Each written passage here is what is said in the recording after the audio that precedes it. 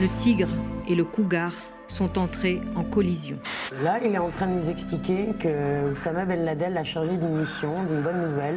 Bonjour, c'est Nicolas Poincaré. Bonjour, c'est Fabien Randrian-Arissoa. Il était le chef d'Al-Qaïda au Maghreb islamique depuis 2004. L'émir qui a décroché le triste record de longévité à la tête d'une organisation terroriste. Abdelmalek Droukdal a finalement été abattu par l'armée française. On vous explique.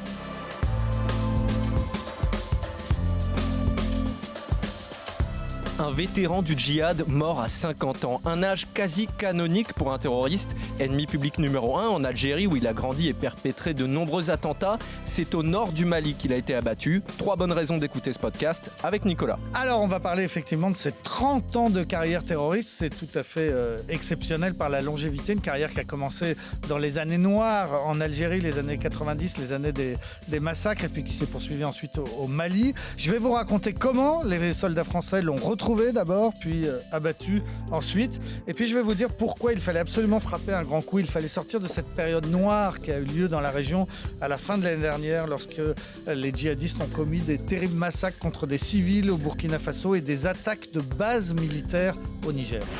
Expliquez-nous le monde. Un podcast RMC. Nicolas Poincaré. Fabien Randrian-Arissoa. Ce qui est très particulier avec Abdelmalek Droukdal, c'est qu'il a une longue carrière dans le terrorisme derrière lui, si on peut parler de carrière. Il a commencé à entrer dans la clandestinité dans les années 90, Nicolas. Oui, les terribles années où la guerre civile entre l'armée algérienne d'un côté et les djihadistes a fait au moins 200 000 morts en 10 ans. Donc lui, c'était un étudiant en sciences qui avait grandi dans un quartier pauvre d'Alger et qui, dès le début, a rejoint ce qu'on appelait à l'époque les GIA. En fait, les islamistes avaient été sur le point de remporter des élections municipales au début des années 90. Le pouvoir, l'armée avait alors annulé au dernier moment les élections et toute une partie de la jeunesse islamisée a effectivement basculé dans la clandestinité. Alors on appelle ça les années noires, il faut bien comprendre que c'était les années d'égorgement tout simplement. C'était des attaques contre les civils, parfois c'était l'armée, parfois c'était les islamistes, mais on s'est joyeusement massacré pendant toutes ces années. Et lui, il a fait son petit bonhomme de chemin à l'intérieur de ces GIA progressivement jusqu'à former un autre groupe et à prendre le pouvoir donc sur toute une partie de cette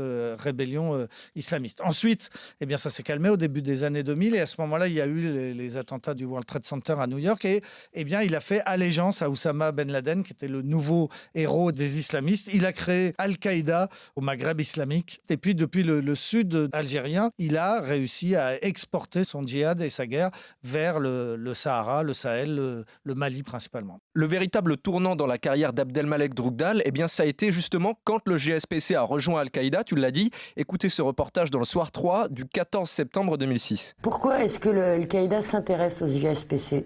Ce n'est pas parce que le GSPC est un groupe fort et dangereux aujourd'hui, mais c'est parce qu'il a des choses dont a besoin Al-Qaïda. Et c'est quoi ? Ce sont effectivement des militants, des réseaux, des cellules dispatchés en Europe. Cette longue carrière donc a pris fin la semaine dernière après une intervention de l'armée française, Nicolas. Ouais, alors d'abord, il y a une opération de renseignement. C'est toujours la même chose. Avant d'abattre un terroriste de ce niveau et qui se cache depuis aussi longtemps, il faut le trouver. En l'occurrence, ça a été une coopération franco-américaine, c'est-à-dire les services secrets français, la DGSE et américains, la CIA, qui ont travaillé ensemble et qui ont fini par identifier une voiture, un 4x4, avec lequel on a fini par acquérir la certitude qu'il se déplaçait. À partir de là, ce 4x4 n'a plus été lâché par des drones. Et puis donc, les images aériennes ont permis de comprendre qu'il s'était réfugié dans le massif des Iforas. C'est tout à fait au nord du Mali, à 20 km seulement de la frontière algérienne. C'est une région où il y avait déjà eu des combats très durs il y a quelques années entre l'armée française et les djihadistes. En fait, c'est une sorte de chaos, un massif montagneux fait de gros blocs de pierre noire, un endroit très très difficile d'accès. Et donc, les drones ont montré qu'il était réfugié dans une grotte à l'intérieur de ce massif. L'assaut a été donné. Alors, il y a eu d'abord des hélicoptères qui ont déposé des troupes de combat. Donc, l'armée française débarque au sol avec 6 hélicoptères qui ont déposé ces commandos. Un hélicoptère d'attaque fait ce qu'on appelle un tir de sidération, c'est-à-dire gros tir d'un énorme obus à l'entrée de la grotte. Et puis, les hommes ont donné l'assaut. Ils étaient 4 dans cette grotte. Un homme s'est rendu. Apparemment, c'était le chauffeur. Et les 3 autres sont morts. Il y avait donc le chef d'AQMI encore en poste, Abdelmalek Droukdal, et puis 2 de ses lieutenants. Opération réussie. La mort d'Abdelmalek Droukdal, c'est la mort du leader qui avait théorisé les prises d'otages dans le Sahel pour financer la lutte armée, des otages qui étaient extrêmement maltraités. Écoutez ce témoignage de l'otage Pierre Kamat, qui a été retenu pendant 3 mois dans le désert malien et qui parle à son arrivée sur le tarmac de l'aéroport militaire de Villacoublay à sa libération. Quand j'ai été enlevé, ça a été, ça s'est passé très très mal puisque je me suis battu avec eux, donc j'ai été roué de coups. J'ai été très très mal, jamais soigné, jamais de médicaments, laissé abandonné comme ça, des conditions alimentaires et d'hygiène absolument épouvantables, donc ça a été très difficile. Des otages comme Pierre Kamat, AQMI en a enlevé des dizaines et il en reste encore une, Nicolas, une française toujours retenue par AQMI. Oui, une médecin qui s'appelle Sophie Petronin qui a été enlevée en 2016. Ça fait donc maintenant 4 ans qu'elle est dans le désert. Son fils Sébastien se bat pour elle et récemment, le 1er avril dernier, il a dit qu'une preuve de vie avait encore été envoyée récemment. Donc Sophie Petronin est la dernière otage française aux mains d'Al-Qaïda au Maghreb dans le désert.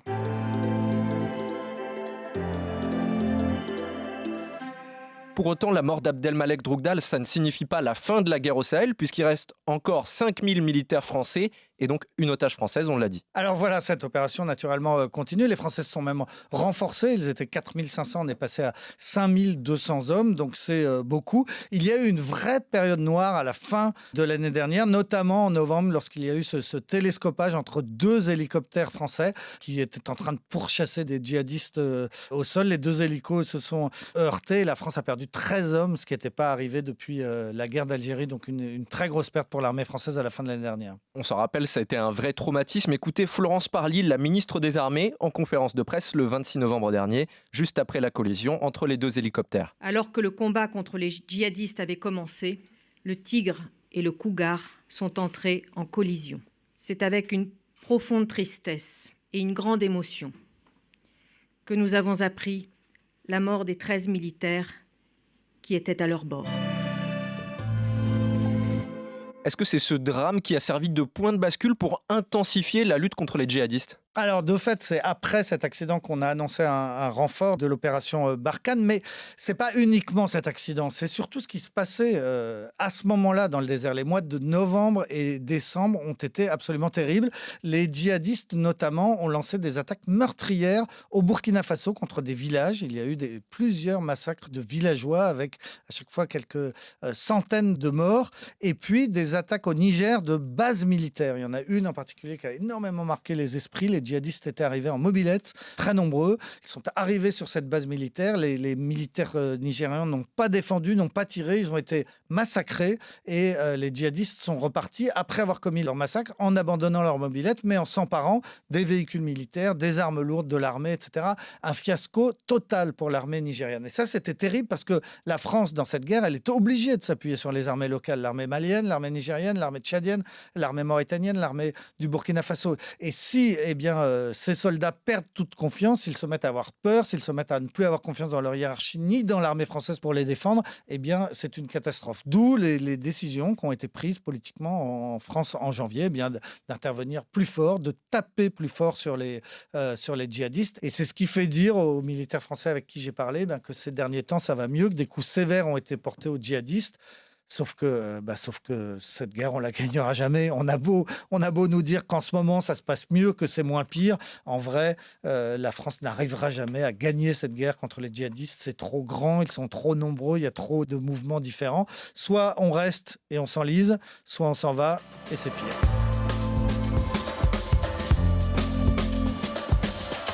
C'est la fin de ce nouvel épisode d'Expliquez-nous le monde. Si ce podcast vous a plu, abonnez-vous. Nous sommes sur toutes les plateformes de streaming. Parlez-en autour de vous et n'hésitez pas à nous interpeller sur les réseaux sociaux. À la semaine prochaine. À la semaine prochaine, Fabien. Retrouvez Nicolas Poincaré dans Bourdin Direct Tous les matins à 7h50 sur RMC.